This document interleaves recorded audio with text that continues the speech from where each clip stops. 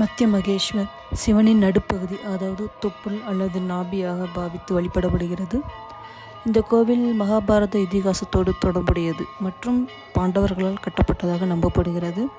கோவில் பிரகாரத்தை சுற்றி அங்கங்கே வரும் நீர் மிகவும் புனிதமானதாக கருதப்படுகிறது.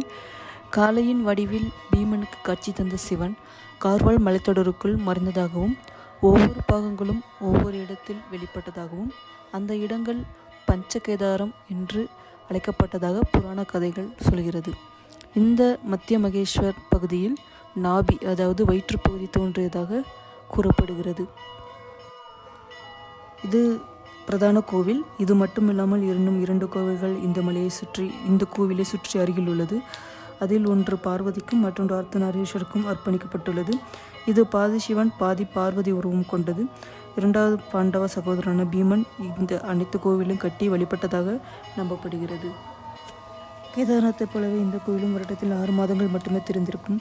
ஆனால் இந்த மலையேற்று மிகவும் கடினமாக இருப்பதால் கோடைக்காலம் ஆரம்பித்து 3 மாதங்கள், பிறகு மழைக்காலத்திற்கு பிறகு 2 மாதங்கள் மட்டுமே இங்கு அணுக முடியும். இது நேரம் கணிக்க முடியாத வானிலை மற்றும் பனி காரணமாக இந்த கோவில் மூடியிருக்கும்.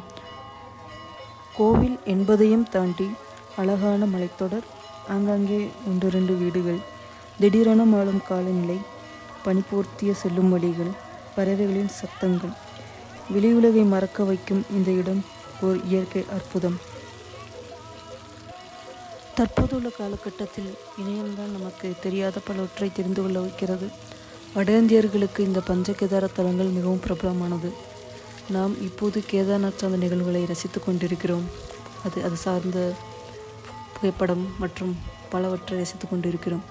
ஆனால் அதையும் தாண்டி ரசிக்க வேண்டிய இடங்கள் இந்த கார்வால் மலைத்தொடர் அதோடு கொண்டுள்ளது.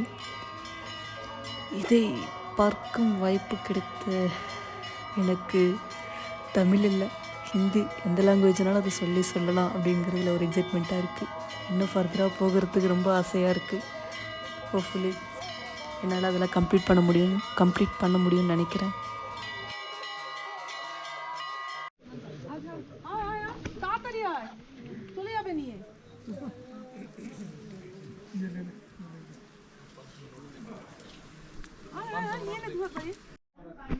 ஃபைனலி தர்ஷன் முடிஞ்சது. ஷேரிங் ரூம் 300, சாப்பாடு 200, குறைக்க மாட்டேன்ட்டாங்க. அங்கே போனோம். சரி, கோயில் பக்கத்துலேயே இருக்க, காலைல முடிச்சுட்டு கிளம்பலாம் அப்படின்ட்டு வந்தாச்சு. Finally happy.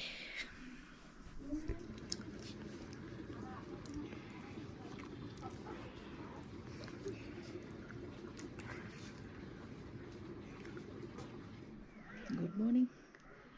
ஒரு வழியாக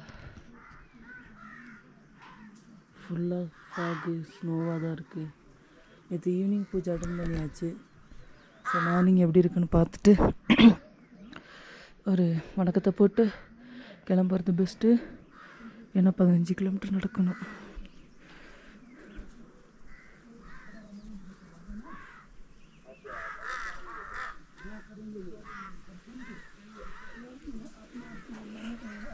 எனக்கு ஸ்டேயிங் ரூம் பக்கத்துலேயே கிடச்சிது. ஷேரிங் ரூம் 300 ரூபா, ஃபுல் ரூம்னா 2000 ரூபா, ஃபுட்டுக்கு 200 ரூபா, குறைக்க மாட்டேன்ட்டாங்க. சரி போங்க அப்படின்ட்டு விட்டேன்.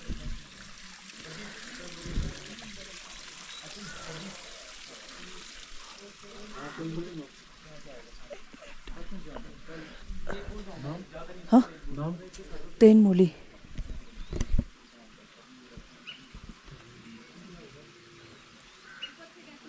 Country Tamil Nadu.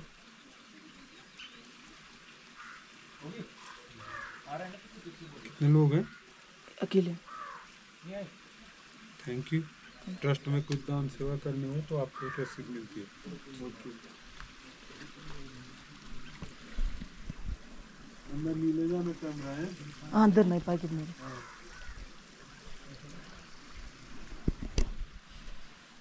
Please enter the temple wearing modest clothes.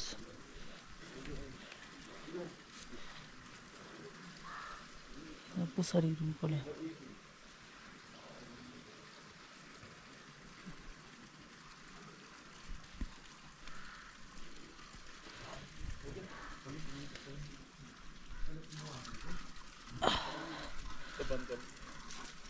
अंदर नहीं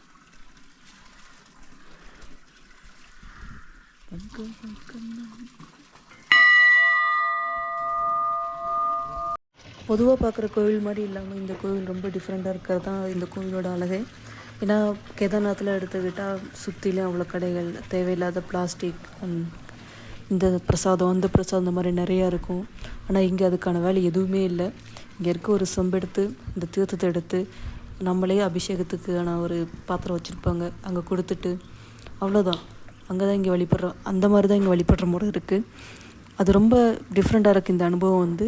ஏன்னா இதெல்லாம் மற்ற கோவிலில் பார்க்கும்போது கோவில் போகிற ஆசையை குறைஞ்சி போயிடும். பட் இந்த கோவில் பார்க்கும்போது இவ்வளோ ஒரு அழகை ஏன் இவ்வளோ தூரத்தில் ஒழிச்சு வச்சிங்க அப்படின்ட்டுருக்கு.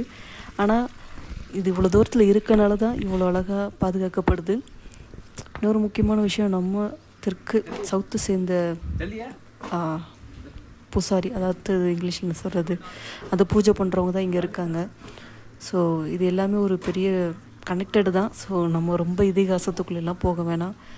ஸோ இந்த அழகை ரசிச்சிட்டேன். பாய் சொல்லிட்டு போகணும். மீண்டும் வர வாய்ப்பு கிடைக்குமான்னு தெரியல. ஆனால் கிடைச்சா கண்டிப்பாக நான் மிஸ் பண்ண மாட்டேன், வருவேன்.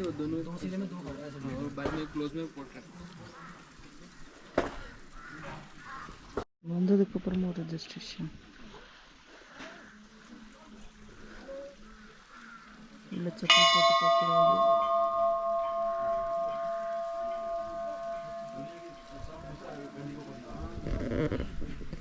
ஃபைனலி தர்ஷன் முடிஞ்சது. இப்போ 15 கிலோமீட்டர் ரிட்டர்ன் போகணும். இன்னும் ஒரு வரலாறு.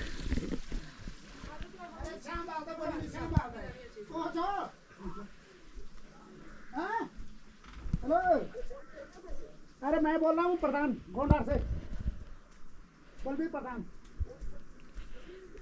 தங்கியிருந்த இடம்,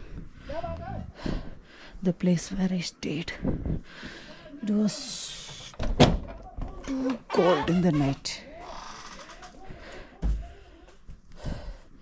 Okay, கிளம்பலாம்.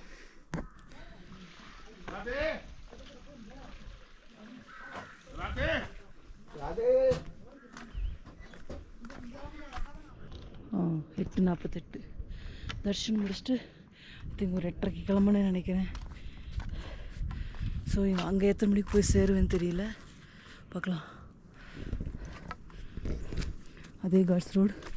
ஒரே இது என்னென்னா ரொம்ப தூரம் டவுன்லேயே போகும். அது கொஞ்சம் பிரச்சனை இல்லை.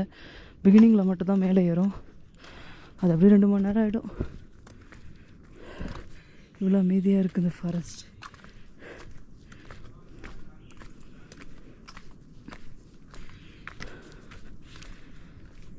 அட்வென்ச்சர் சீக்கர்ஸ் ப்ளஸ் கொஞ்சம் ஸ்பிரிச்சுவல் ரெண்டு கலந்தது. சூப்பராக இருக்குது. இப்படி ஒரு அனுபவம் கிடைக்கிறதுக்கு கொடுத்து வச்சுருக்கணும். 14 கிலோமீட்டர் நடக்கணும். அதுக்கு மேலே hopefully we can finish this successfully. 2:14.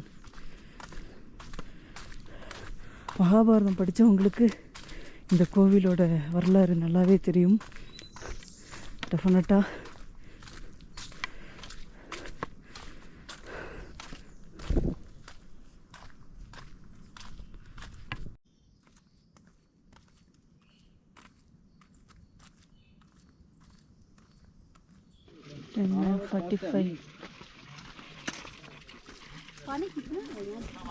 Breakfast ரொட்டியும் கீரையும் கிடைக்கும் சொல்லியிருக்காங்க. வேறு வழி இல்லை, சாப்பிட்டே கிளம்புவோம், பசிக்குது. இங்கேருந்து கோவில் 2.65 கீழே 11.9.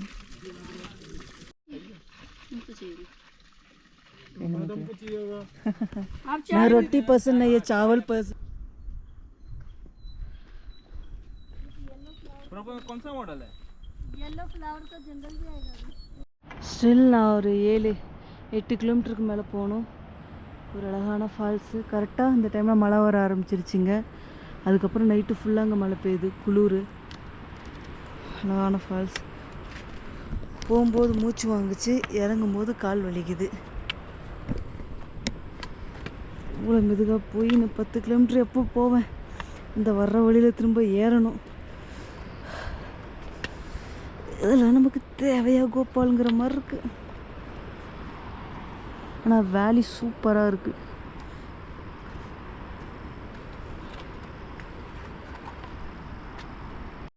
ஆல்மோஸ்ட் வந்துட்டேன். இன்னும் ஒரு 6 கிலோமீட்டர். இங்கே ஆரம்பித்தது தான் அப்படியே சங்கத்தா போய்கிட்டே இருந்துச்சு. ஓ, அங்கே திடீர் கிராமம் தாண்டிட்டு ஒரே ஒரு மலை ஏறினா முடிஞ்சிச்சு. பட் அதுக்குள்ளே பஞ்சர் தான். Hopefully I can finish this. Ganga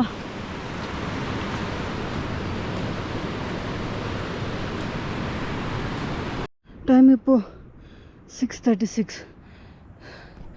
reach ஆகிட்டேன். 8:30க்கு ஸ்டார்ட் பண்ணேன். 6:30க்கு ரீச் ஆகிட்டேன். Oh, starting red block. உள்ளே போன ஃபாரஸ்ட், தப்பாக போன ரோடு, போக வேண்டிய road. You made it honey. I'm proud of you. Welcoming clip இருக்குது. வெல் கோயிங் பேக்குன்னு காட்டணும்ல எவ்வளோ பஞ்சர் ஆகிருக்குன்னு.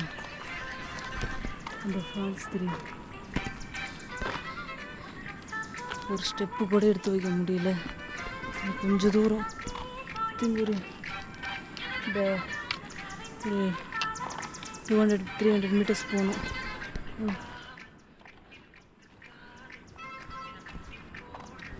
ஆம்புலன்ஸில் இல்லை, அப்படி போய் இப்படி போகணும்.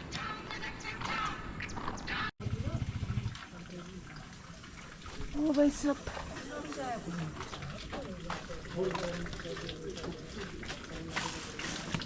Daya.